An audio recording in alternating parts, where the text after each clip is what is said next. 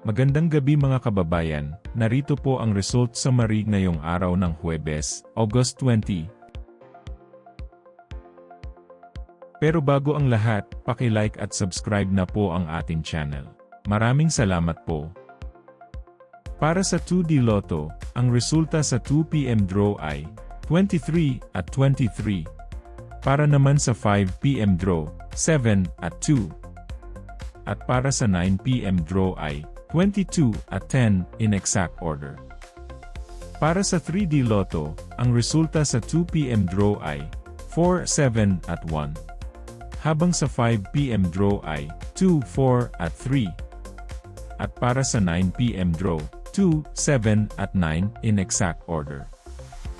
Para sa 6D Lotto, ang winning combination ay 1, 3, 7, 9, 9 at 9 in exact order. I-pause ang ating video at paki-check mabuti ang inyong mga tickets. Para sa Lotto 642, ang ating winning combination ay 25, 6, 11, 10, 27, at 39 in any order.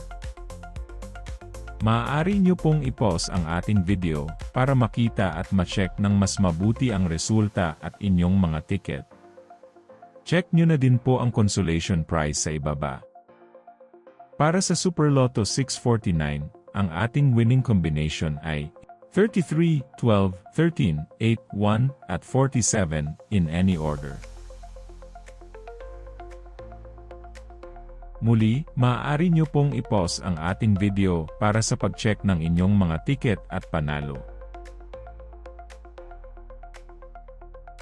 Narito po ang draw schedule at jackpot estimate para bukas. Narito po ang paraan ng pag-claim ng inyong premyo.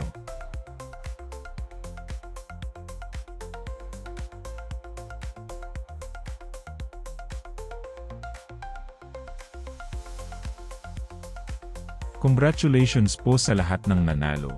Kita-kita po ulit tayo bukas. Maraming salamat po sa panunood.